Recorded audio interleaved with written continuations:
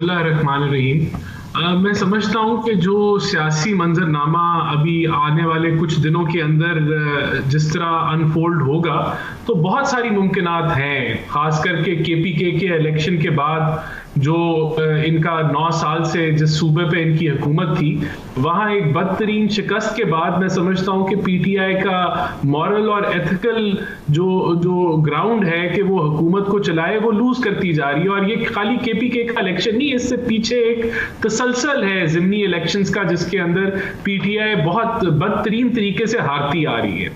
तो इसके साथ ही जो है वो आगे के जो मामलात हैं, ये हुकूमत अपना टाइम पूरा करेगी, नहीं कर पाएगी। हमारे साथ बहुत सारे मेंबर जो हैं वो हमारे साथ इनके राब्ते के अंदर हैं। क्या हम अदम एतमाद आने वाले कुछ दिनों में आता है, नहीं आता?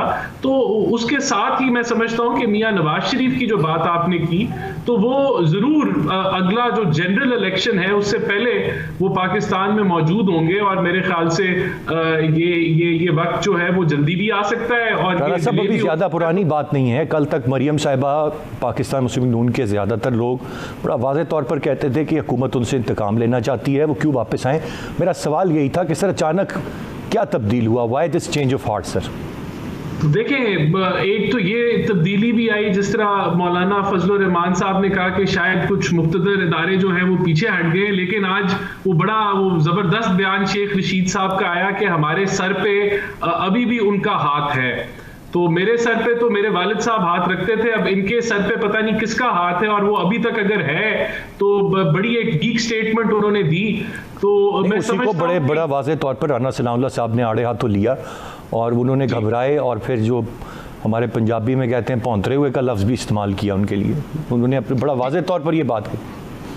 बिल्कुल। तो देखिए, मैं समझता हूं कि अगर कोई जो है न्यूट्रलिटी की तरफ मामला जाएंगे, हाइब्रिड निजाम से बैकवर्ड जाएंगे, तो जो पीटीआई का एक नेचुरल जमहूरी अमल के अंदर जो इख्तिताम है वो हो जाएगा, जिसकी आपको हालिया मिसाल जो है वो ईवीएम का बिल मिलता है, जिसके अंदर इनके कोलिशन पार्टनर्स इनके साथ नहीं खड़े थे, लेकिन आखिरी दिन उनको जोड़ लिया गया।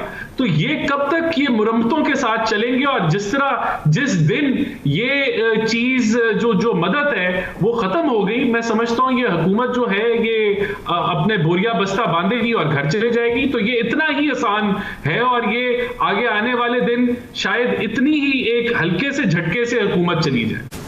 देखिए, जो पीएमएलएन का मौकफ है वो बड़ा क्लियर कट है। एक ही डील है। डील ये है कि सियासी जो मैदान है उसमें मुदाखलत ना की जाए, जो अदारों का रोल नहीं है वो रोल अदा ना करें, और वो अपने हदूद में रह के काम करें। तो यही डील है। अगर कोई डील हुई तो वो यही डील होगी कि पीछे हट जाएं, जमहूरियत के अंदर अमल दखल ना करें। इसके अलावा और कोई डील नहीं होगी। देखिए, बाकी जो मामलात हैं, जिस तरह ये आपने देखा कि ईवीएम के अंदर आखिरी दिन जो इनके कोलिशन पार्टनर्स हैं वो मिल गए, तो हम कहते हैं ऐसी खुफिया मदद नहीं मिलनी चाहिए। जो जमहूरी अमल है वो अपना जो अगर ये वोट नहीं ले सकेंगे तो पता चल जाएगा इन्होंने मेजॉरिटी लूज कर दी है। ये है तो हुकूमत एक बड़े पतले धागे के ऊपर लटकी हुई है ना। 10 मेरे ख्याल से इनके पास इजाफी नेशनल असेंबली में है, इसी तरह सूबाई असेंबली है। तो इनके जो कोलिशन पार्टनर्स हैं वो इनसे नाला भी हैं। परफॉर्मेंस मईशत की तबाहकुन है। अभी मिनी बजट देने जा रहे हैं, वो और महंगाई लाएगी। दूसरी तरफ डॉलर जो है पकड़ा नहीं जा रहा, कर्जे आपको लेके आपका जो है वो बस नहीं चल रहा। और अभी इस फाइनेंशियल आपने जो बात कही, आपने जो बात कही कि सिर्फ मदाखलत ना होने की डील होगी, लेकिन जो केसेस ऑलरेडी बिल्ट अप हो चुके हुए हैं, जिनमें सजाएं हो चुकी हुई हैं, उनका क्या बनेगा? उन पर कोई बात नहीं होगी? क्या माजी में नहीं होती रही है? क्या नहीं खत्म होती रही है? फिर तीसरी बार वज़ीर आज़म की शर्त नहीं खत्म होती रही? क्या कुछ नहीं होता रहा है? तो चौथी मरतबा के लिए भी कोई तो बड़ी डील होगी ना सर। इतनी छोटी सी बात तो नहीं होगी कि सिर्फ मुदाखलत ना हो। देखिए, हमारा मौकफ इसमें भी बड़ा क्लियर कट है। हम तो समझते हैं कि जो अरशद मलिक की जो वीडियो है वो उस केस को खत्म कर देती है। अगर वो अपनी मिसकॉन्डक्ट पे वो आप उनको फारिग कर सकते हैं, तो उन्होंने जिन केसों पे फैसला किया है उसके ऊपर भी जो है साहब, अगर वीडियोस पे केस खत्म होते होते सजाएं खत्म होती या लगती सजाएं, तो फिर तो बहुत सारों को जितना हाल ही में जो कुछ हुआ है, अभी जो राना शमीम साहब के हवाले से मामला सब जुडिस है, जो वो खबरें किस पे क्या क्या कुछ होगा। नहीं, देखिए आपको हकाइक तक तो पहुंचना पड़ेगा ना। आखिर अगर कोई सजाएं दी हैं और हकाइक कुछ और है, बरक्स आ जाते हैं उसके, जिस बेसिस पे सजाएं दी गई हैं, तो आपको उनको नोटिस लेना पड़ेगा। और मैं समझता हूं कि ये जो अपना राना शमीम साहब का भी जो एफिडेविट है, ये भी एक बहुत बड़ी आवाज है, ये बहुत बड़ी एविडेंस है। इसी तरह जस्टिस शौकत जो थे, उनकी भी जो बातें हैं वो बहुत बड़ी। तो ये सारे मामला अभी बहुत सारा लीगल स्पेस बाकी है। मियां नवाज शरीफ के केस में भी है, रिव्यू चल रहा है मरियम नवाज का। तो हम तो पूरी उम्मीद रखते हैं कि नवाज शरीफ के केसेस भी सेटिस्फाइड होंगे, क्योंकि वो हकाइक पे मबनी नहीं है। और ये सर बगैर किसी डील के होंगे राना साहब, या इसके पीछे कोई डील का कोई एलिमेंट शामिल होगा? हकाइक पे होंगे, मेरिट पे होंगे। और इसी तरह मैं समझता हूं कि जो मरियम नवाज है, जब रिलीफ मिले सर वो मेरिट पे होता है, जब सजाएं हों तो वो ज्यादती पे होती हैं। ये सर कुछ थोड़ी सी बात नहीं जचती। इस पे देखिए, मैं आपको बताऊं चीजें, ये जो हकायक आए हैं लोगों के सामने में, जिसमें एक पूरी एक कड़ी है। अभी आज का जो इतना बड़ा बयान है कि हमारे सर पे हाथ है, तो भाई ये जब यही तो हम कह रहे हैं कि यही मामला इनके सर पे हाथ था, इनकी उंगली पकड़ी हुई थी, इनको गोदी में उठाया हुआ था, तो तब ये हुकूमत में आए और हमें निकाला गया।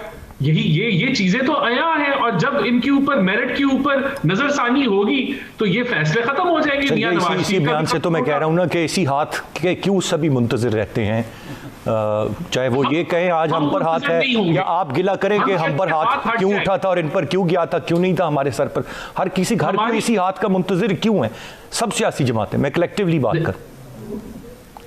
देखें, ये इसी चुंगल से हमने निकालना है। इसी चीज की हमारी जद्दोजहद है। सिविलियन सुपरमेसी हमारा मिशन है और इसी के लिए हम लड़ेंगे। और हमारी अगर कोई डील हुई तो वो ये डील होगी कि किसी पे हाथ ना हो, किसी की उंगली ना पकड़े, किसी को गोदी में ना उठाएं, जिस तरह पीटीआई के साथ किया। देखिए, हम इसको अपोज करते हैं। इसको हम लोग जितनी भी जमातें हैं जो असेंबली में बैठे हैं, हम समझते हैं कि उनकी मॉरल रिस्पॉन्सिबिलिटी है कि वो इसको सपोर्ट ना करें, क्योंकि ये मिनी बजट आएगा तो और लोगों की कमर जो है वो टाइट होगी और उनके बजट आउट होंगे।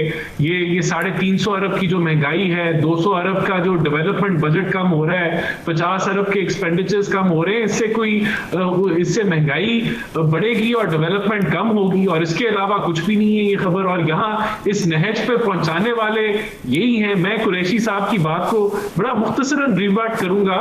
40 साल की हुकूमतें, भाई आपने तो किसी चीज में, किसी शोबे में आप बेहतरी नहीं लेके आए। हम तो अगर आप थोड़ी सी भी बेहतरी लाते तो डिबेट और होती, आप तो और ज्यादा